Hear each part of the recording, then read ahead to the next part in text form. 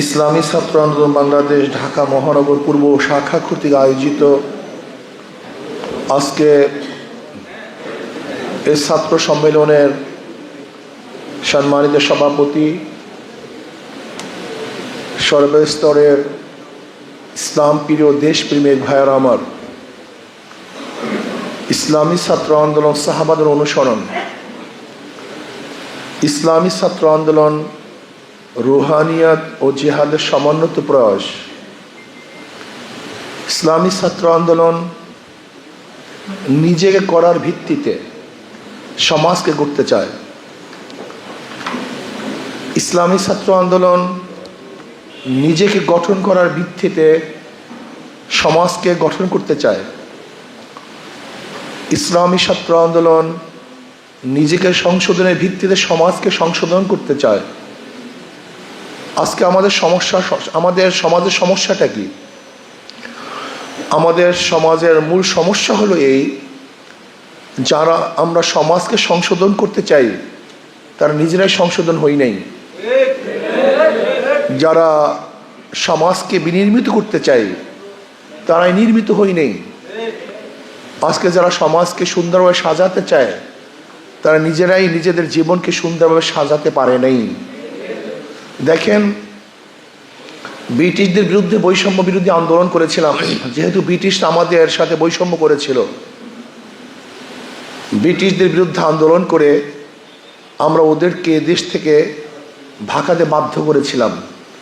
ভেবেছিলাম এখন আর বৈষম্য থাকবে না, কিন্তু ভারতের জনগোষ্ঠী, সংখ্যাগরিষ্ঠ জনগোষ্ঠী যখন মুসলমানদের সাথে বৈষম্য করা শুরু করেছে, আমরা চিন্তা করলাম এই বৈষম্য দূর করার জন্য আমাদের আলাদা মুসলমানদের জন্য এক ভূখণ্ডের প্রয়োজন, দেশের প্রয়োজন।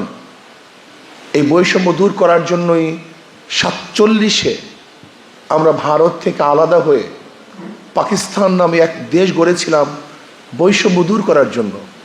কিন্তু আমরা কি দেখলাম? পশ্চিম পাকিস্তানের মানুষগুলি পূর্ব পাকিস্তানের মানুষের সাথে বৈষম্য করছে। আবার বৈষম্য দূর করার জন্য আমরা 71-এ পাকিস্তান থেকে আলাদা হয়ে বাংলাদেশ নামীয় একটা দেশ আমরা স্বাধীন করলাম। ভেবেছিলাম এখন আর বৈষম্য থাকবে না। কিন্তু আমার প্রশ্ন, 71 থেকে আজকে 2024 পর্যন্ত যারা এই শাসক ছিল তারা বৈষম্য দূর করতে পারে না। এই বিধায়ী আবার 2024-এ বৈষম্য বিরোধী আন্দোলন শুরু হয়েছিল।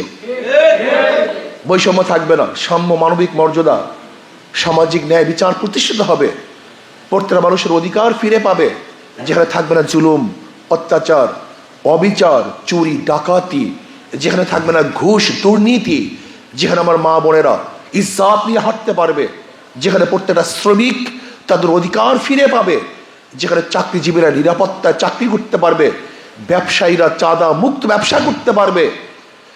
এরকম এক দেশ গড়ার জন্যই 2024-এ আমরা ঝাঁপিয়ে পড়েছিলাম। মানুষ জীবন দিয়েছিল। আপনারা দেখেছেন 2024 4 আগস্ট সেই শাহবাগে বক্তৃতা করেছিলাম যেন আগামীকাল 5 তারিখ জনগণের গণভবন জনগণ দখল করবে।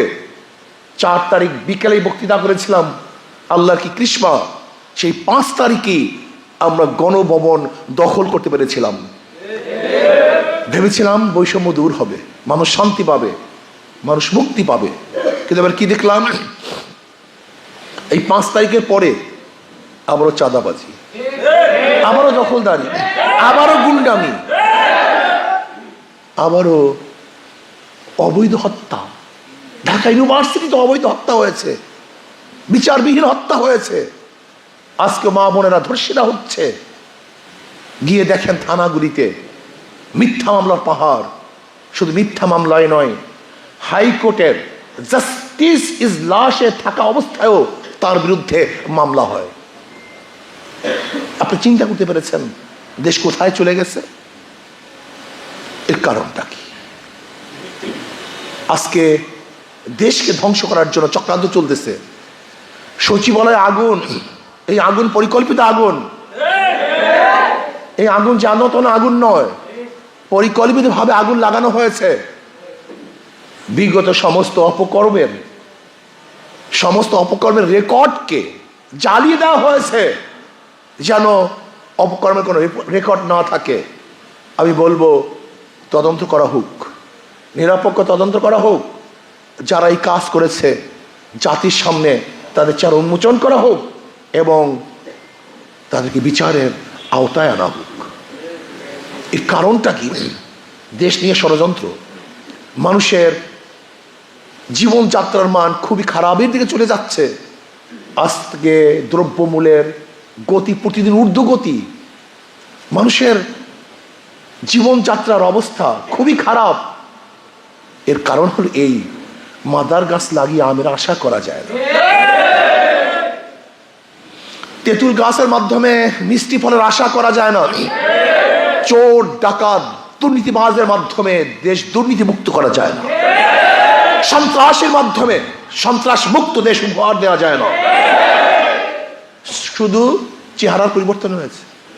আগে চুরি করেছে লেন্টু, এখন চুরি করে ফেন্টু। আগে চাঁদাবাজি করতে কেন্টু, এখন চাঁদাবাজি মিন্টু। শুধু চেহারার পরিবর্তন হয়েছে, লেকিন চাঁদার পরিবর্তন হয়নি, দুর্নীতি পরিবর্তন হয়নি। এর জন্য আমাদের শায়খ মোর্শেদ নব্বর আল্লাহু মারকাদাহু স্লোগান দিয়েছিলেন, শুধু নেতা নয়, নীতির পরিবর্তন চাই। নিজেকে গঠন করার ভিত্তিতে সমাজকে গঠন করতে হবে। ওই পাশ্চাত্য দলগুলির অবস্থা কি? সেখানে যদি ফেরেশতারাও ঢুকে আজাজিল হয়ে বের হবে। আপনি দেখেছেন বুয়েটে আবরারকে কারা হত্যা করেছিল? সর্বোচ্চ বিদ্যাপীঠের ছাত্র, সেই বুয়েটের ছাত্ররাই আবরারকে হত্যা করেছিল। তারা কত ভালো ছাত্র ছিল, তারা যদি ভালো রেজাল্ট করতে না পারতো, মেধাবী না হতো, তাই বুয়েটের মতো বিদ্যাপীঠে ভর্তি হতে পারতো না। কিন্তু তারা খুনি হলো কেন? এই দলগুলি তাদেরকে খুনি হিসাবে প্রোডাক্ট করেছে। আজকে দেখেছেন জাহাঙ্গীর ইউনিভার্সিটিতে 100 ধর্ষণ করা পরে সেঞ্চুরি পালন করেছে। এরা মেধাবী ছিল, কিন্তু এই দল তাদেরকে ধর্ষক বানিয়েছে। আজকে হাজারো ছাত্ররা খুনি হয়ে গেছে এই দলের মধ্যে এসে। এই দলগুলি একজন ভালো ছাত্রকে চাঁদাবাজ বানিয়ে দেয়। এই দলগুলি একজন ভালো মানুষকে ডাকাতে পরিণত করে। কাজে এই ছাত্র আন্দোলনের স্লোগান কি? নিজে পরিবর্তনের ভিত্তিতে সমাজকে পরিবর্তন করতে হবে। নিজেকে আদর্শিকের মাধ্যমে সমাজকে আদর্শবান করতে হবে। নিজে চোর, নিজে ডাকাত, নিজে দুর্নীতিবাজ, আর আপনার সমাজকে দুর্নীতিমুক্ত করবেন কিভাবে? এটা সম্ভব না। আজকে একদল আছে যারা যেনতেন একটা নির্বাচন চায়। আমি বিশ্বাস করি যে সংস্কার না করে নির্বাচন দেওয়া হয় তাহলে নির্বাচন সুস্থ হবে না, আবার বুমেরাং হয়ে যাবে। মানুষের আশা এবং আকাঙ্ক্ষার প্রতিফলন হবে না। মানুষ ভোট অধিকার প্রয়োগ করতে পারবে না। মানুষ যাকে ভোট দেওয়ার জন্য কেন্দ্রে যাবে তাকে ভোট দিতে পারবে না যদি এই পরিস্থিতিতে নির্বাচন হয়। কাজে আমি অন্তর্বর্তীকালীন সরকারকে বলবো, লেভেল প্লেইং ফিল্ড করার আগ পর্যন্ত নির্বাচন দিয়ে কোনো লাভ নেই। আসুন পিআর সিস্টেমে নির্বাচন হোক, সংখ্যানুপাতিক হারে নির্বাচন হোক, যেখানে পেশি শক্তি ব্যবহার করতে পারবে না, যেখানে কালো টাকার সরাসরি হবে না, বরং জাতীয় এক সরকার হবে, যে সরকারের ফেসিস হবে না। কাজে এই ছাত্র আন্দোলনকে নিজেকে গঠন করতে হবে, সমাজকে বিনির্মূল করতে হবে। আল্লাহ আমাকে এবং আমাদের সবাইকে ইসলামী হুকুমত কায়েমের ভিত্তিতে কল্যাণমুখী এক সমাজ কায়েম করার তৌফিক দান করেন।